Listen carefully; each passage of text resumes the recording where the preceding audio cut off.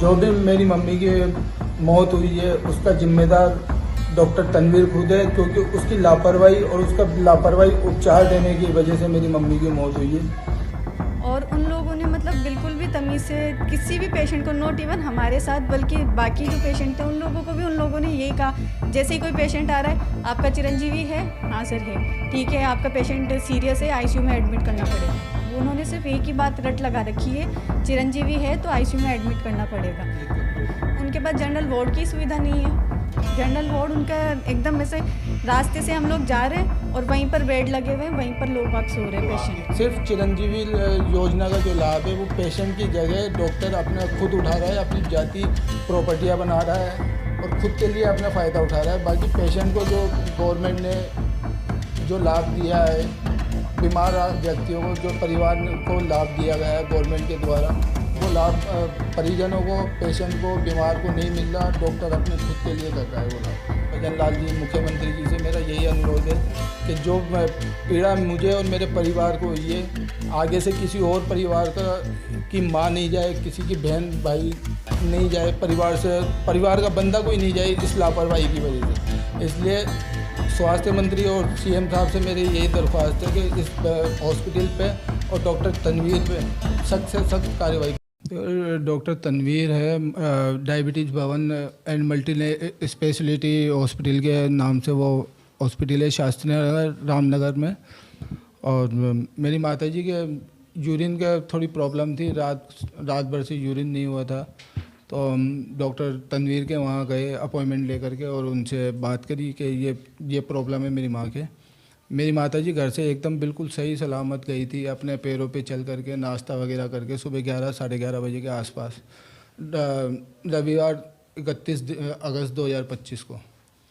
तो वहाँ ले जा कर के हमने डॉक्टर के एडमिट किया और उसने एडमिट तो कर लिया, लेकिन इमरजेंसी बेड पे पूरे दिन उनको रखा। कोई जो है ट्रीटमेंट उपचार वगैरह कुछ चालू नहीं किया उसने, और पूरे शाम तक 5 बजे 6 बजे तक उसने उसी पे बेड पे रखा। फिर मैंने बात की, डॉक्टर साहब पूरे दिन हो गए, मेरी माँ का कोई ट्रीटमेंट चालू नहीं हुआ, कोई ड्रिप वगैरह नहीं लगाई या पेशाब के लिए कोई नलकी वगैरह नहीं लगाई। तो कहता है कि अभी ट्रीटमेंट आपका चालू हो जाएगा। और उसने चिरंजीवी जो कार्ड है भारत सरकार का, राजस्थान सरकार का आयुष्मान आरोग्य कार्ड है, उसको अप्रूवल भी करवा लिया, उसको एक्टिवेट भी हो गया वो।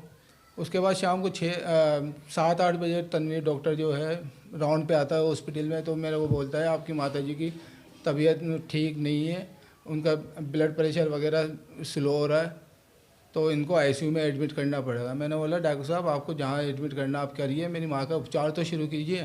पूरे दिन हो गया, आपने ना कोई दवा दी है, ना कोई ड्रिप वगैरह लगाई है, और उपचार भी नहीं दिया आपने। फिर उसने आईसीयू में ले जा करके एडमिट किया, तो आईसीयू में हमें मिलने नहीं दिया।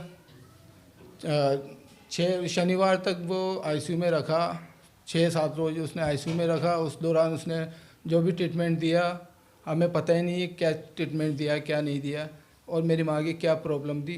जबकि 2 रोज़ बाद मैं पूछता हूँ कि डॉक्टर साहब मेरी माँ की कंडीशन क्या है, तो अब पहले बोलता है कि सीरियस है, फिर बोलता है आपकी मम्मी जो है अब इम्प्रूवमेंट आ रहा है बॉडी में, उनका जो ट्रीटमेंट दे रहा है उससे उनकी बॉडी में इम्प्रूवमेंट भी आ रहा है। उसके अलावा फिर उसने चिरंजीवी कार्ड के अलावा भी उसने दवाई मंगाई आईसीयू से। उसी के नर्स हमें बुलाते हैं कि ये दवा चाहिए, नर्सिंग कर्मी मेडिकल पे जाते हैं, दवा ले आते। तो वो दवाइयों को जो है वो बिल है क्या आपके पास? नहीं, उसने बिल के लिए तो मना किया ना, तो बिल नहीं मिलता है इनका। आईसीयू में जो दवा जाएगी वो बिल नहीं होगा, उसका पेमेंट ही होता है बस। आगे क्या हुआ? उसके बाद शनिवार को मैंने उससे फ्राइडे की रात को मैंने उससे बात करी, समरी दे दे भाई तू हमें, जो भी मेरी माँ का ट्रीटमेंट दे रहा है तो तू समरी बना के दे दे हमें। तो उस बात पे वो आग बबूला हो गया, भड़क गया कि समरी लेके आप दूसरे डॉक्टर के जाओगे, अभी ले जाओ आप, मैं अभी रेफ़र कर देता हूँ तुम्हें, तुम्हारे पेशेंट को ले जाओ कहीं। आपने समरी मांगी, उनका नाम क्या था? डॉक्टर मुश्ताक। डॉक्टर मुश्ताक। हाँ, और डॉक्टर मुश्ताक से मैंने समरी मांगी, उसने मेरे पे आग बबूला हो गया, भड़क गया, मेरे पे गुस्सा किया कि पेशेंट को कहीं भी ले जाओ, आप किसी और डॉक्टर को दिखाओगे समरी ले जा करके। और उसने हमें बदतमीजी से बहुत गंदा बिहेव हमारे साथ किया। मतलब एक परिजन, पहले हम पीड़ित से जो हमारी मम्मी थी उसकी बीमारी से हम परेशान, फिर उन लोगों के व्यवहार से हम लोगों को इतना पीड़ित हुए हैं हम लोग कि उसका हम आपको बता नहीं सकते हैं ना मीडिया के सामने। वो हम हमारे दिल ही जानते हैं हम किस तरीके से प्रताड़ित हुए हैं। कितना पैसा लगभग आपका ले लिया? हमारा पैसा काफ़ी लिया उसने, 30-35 हज़ार रुपये हमारे से पैसा वसूला उसने। मैंने उससे बिल मांगा तो बिल नहीं दिया कि बिल नहीं आता है, ये आईसीयू में जाता है। दवा हमें बोलता है कि ये दवा चाहिए, इंजेक्शन चाहिए। दवा भी उसी के नर्सिंग कर्मी उसके मेडिकल पे जाते हैं और दवा लेकर के आ जाते हैं। हमें ये नहीं बोलते कि आप ये दवा लाओगे दो, ये दवा ला के दो। बस ये कहते हैं ये दवा आइए, इसका पेमेंट करो, आप ये दवा आइए, इसका पेमेंट करो। सुविधा बिल्कुल ना के बराबर, कोई हॉस्पिटल का नाम ही नहीं है। जैसे एक नॉर्मल मकान होता है उस तरीके का वो मकान हॉस्पिटल है। उसमें छोटे छोटे बच्चे तो नर्सिंग कर, उनको स्टाफ को यही पता नहीं है उनके पास स्टाफ। मेरा तो आप लोगों से और गवर्नमेंट से यही अनुरोध है कि उस आदमी का रजिस्ट्रेशन चेक किया जाए, उसका सर्टिफिकेट चेक किया जाए कि उनके पास डिग्री है भी या नहीं है। क्योंकि इन लोगों ने मेरी माँ के साथ और 6 रोज़ तक इन लोगों ने मेरी मम्मी को कोई ना तो कुछ खाने पीने के लिए बताया, पानी के लिए बताया। डॉक्टर ने मेरी माँ 3 रोज़ तक पानी के लिए तड़पती रही वहाँ। इन्होंने मना कर दिया पानी चाहिए, पानी नहीं चाहिए। फिर रेफ़र किया उस टाइम पे, तो मैं SMS की इमरजेंसी में लेकर के गया। वहाँ उन लोगों ने उनको उपचार भी किया और वेंटिलेटर पे भी लिया। तनवीर जबकि मेरे को 5 रोज़ से बोल रहा था मैं वेंटिलेटर पे लूँगा, आप परमिशन दो। मंगलवार को 2 सितंबर 2025 को उसने बोला कि आप परमिशन दीजिए मेरे को, मैं वेंटिलेटर पे आपके पेशेंट जाएगा तो उसको लूँगा। तो मैंने उसको परमिशन भी दी, लेकिन उसने फिर भी शनिवार तक उसको यही बोलता रहा कि आप परमिशन दे दो, मैं वेंटिलेटर पे लूँगा। मैंने हर बार ये बोला मैं डॉक्टर साहब आपको पहले परमिशन दे दिया, आपको साइन करके दे दिया, आप वेंटिलेटर पे क्यों नहीं ले रहे हो? और अगर आपके पास वेंटिलेटर नहीं है तो आप मुझे पूरी जानकारी दे दो मेरे पेशेंट की क्या दिक्कत है, क्या हो रही है, क्या नहीं हो रही। लेकिन उसने हमें कोई किसी चीज़ से भी हमें कोऑपरेट नहीं किया, न इलाज से न व्यवहार से। और एक डॉक्टर होने के नाते उसका व्यवहार बिल्कुल गंदा और घटिया व्यवहार था। मौके पे थे, वहाँ पे मौके पे आपने क्या देखा? सर वहाँ पर सबसे पहले तो नर्सिंग स्टाफ जो था वो बिल्कुल मुझे 1% भी एजुकेटेड स्टाफ नहीं लगा कि ये नर्सिंग फील्ड से ही थे ये लोग सारे। क्योंकि वहाँ पर एक तो आईसीयू का गेट ही उन लोगों ने बंद कर रखा था अंदर से, जबकि कहीं किसी भी हॉस्पिटल में अंदर से आईसीयू का गेट बंद नहीं होता है। और ना मिलने दिया हम लोगों को। हम मिलने गए तो हमें बोल रहे टाइम हो गया, चलो बाहर चलो, चलो बाहर चलो। मैंने आकर बोला कि मेरी नानी को गले में प्रॉब्लम हो रही है तो इनको गले का तो इलाज करो आप। कि हम कर रहे हैं, हम कर रहे हैं, हम कर रहे हैं, आप डॉक्टर हो या हम हैं। वो तो बस यही बोलते रहे कि हम कर रहे हैं, जबकि कुछ नहीं किया। ऐसे में शिफ्ट करते ही डॉक्टर ने नाक में नलकी लगाकर नानी को पानी भी दिया, नारियल पानी बताया, दाल का पानी बताया। और उन्होंने जब हमने बोला सर इनको पानी तो दो, आप कुछ भी खाने के लिए नहीं दे रहे हो, तो वो बस एक ही बात बोल रहे कैसे दें, कैसे खिलाएं बताओ, ये खा ही नहीं पाएंगी गले से। तो डॉक्टर तो आप थे ना, SMS के डॉक्टर ने भी तो नलकी लगाई ना खाने पीने के लिए, तो आपको भी लगानी चाहिए थी। दूसरी बात, वहाँ का नर्सिंग जो स्टाफ था बहुत गंदा व्यवहार है सर, उन लोगों का बहुत गंदा व्यवहार है। बात करने का उनको 1% भी तमीज़ नहीं है। पेशेंट की पूछते हैं, पेशेंट के मुंह पे ही कह रहे हैं कि ये सीरियस है। सीरियस पेशेंट तो वैसे ही डर जाएगा। स्टाफ के नाम बता सकते हैं कि नाम मालूम हो? सर मुझे नाम किसी का नहीं पता। हाँ बस वो एक ही नाम मालूम है, वो सबसे ज़्यादा बदतमीज़ है वो, शरीफुल्ला।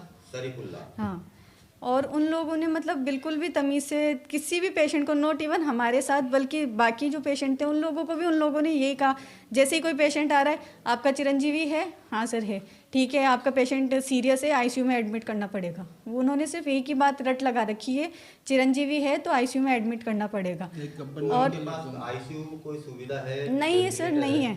उनके पास जनरल वार्ड की सुविधा नहीं है। जनरल वार्ड उनका एकदम ऐसे रास्ते से हम लोग जा रहे हैं और वहीं पर बेड लगे हुए हैं, वहीं पर लोग वक्त सो रहे हैं। पेशेंट पेशेंट को जो उन्होंने बताया कि आईसीयू में ले रखा है, तो आपने आईसीयू बेड देखा था वहाँ पे? हाँ मैंने आईसीयू बेड देखा था।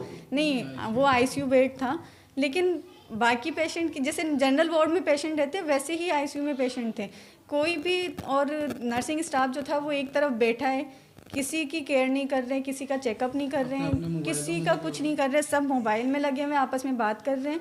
और किसी से, पेशेंट से किसी को मतलब ही नहीं है। वहाँ पर कोई परिजन जा रहा है तो मिलने नहीं दे रहे, वहाँ परिजन को मिलने ही नहीं दे रहे। तो उससे कोई मिलने भी हाँ नहीं दिया जा रहा है, नहीं दिया जा रहा है। गेट ही लोग अंदर से गेट ही लॉक कर रखा है उन लोगों ने, तो मिलने कैसे जाएगा आदमी? और अगर बजा रहे हैं और वो गेट खोल दे तो हमारे को धुतकार के भगा देते हैं कि अभी ये टाइम नहीं है, ये नहीं है, वक्त नहीं है, पेशेंट सीरियस है, जबकि वहाँ उस वार्ड में कोई सीरियस कंडीशन में पेशेंट ही नहीं है। जो नॉर्मल कंडीशन होती है, किसी के पेट में दर्द है, किसी के उल्टी है, किसी के घबराहट हो रही है, उन लोगों को तो उन्होंने आईसीयू में एडमिट कर रखा है। सिर्फ चिरंजीवी योजना का जो लाभ है वो पेशेंट की जगह डॉक्टर अपना खुद उठा रहा है, अपनी जाति प्रॉपर्टियाँ बना रहा है और ख़ुद के लिए अपना फ़ायदा उठा रहा है। बाकी पेशेंट को जो गवर्नमेंट ने जो लाभ दिया है, बीमार व्यक्तियों को जो परिवार को लाभ दिया गया है गवर्नमेंट के द्वारा, वो लाभ परिजनों को, पेशेंट को, बीमार को नहीं मिल रहा। डॉक्टर अपने खुद के लिए कर रहा है वो लाभ। अच्छा, 7 दिन तक। मेरा नाम इमरान है। मैं मेरी मम्मी नजमा बेगम नाम था और मैं उनका बेटा हूँ। मैं ये एडमिट कराने गया था, मेरे सिस्टर, मैं और मेरी भांजी वगैरह हम ही लोग। स्टाफ के बारे में कुछ बता रहे थे? स्टाफ जो है वो बिल्कुल गंदा स्टाफ है। एक वहाँ गब्बर नाम का लड़का है, वो मतलब नॉर्मल बंदा है, कोई उसके पास डिग्री नहीं है, कोई डॉक्टर नहीं है, इवन वो कोई नर्सिंग कर्मी भी नहीं है, लेकिन रिसेप्शन पे भी वही बैठता है, पेशेंटों को अटेंड भी वही करता है। अगर कोई चीज़ में पूछताछ करनी है तो डॉक्टर तनवीर से बोलते हैं तो आप बोलता है गब्बर से बात कीजिए। गब्बर से पूछते हैं तो तुम्हारा पेशेंट सीरियस है, तुम्हारे को बता दिया ना, तुम्हारा पेशेंट सीरियस है, जो कंडीशन है तुम्हारे सामने। भाई तू डॉक्टर ही नहीं है, तू कैसे बता रहा है सीरियस है मेरा कंडीशन? अगर आप डॉक्टर हो या नर्सिंग कर्मी हो तो आपसे ये शोभा भी देता है आपके मुंह से बोलता हुआ कि पेशेंट सीरियस है।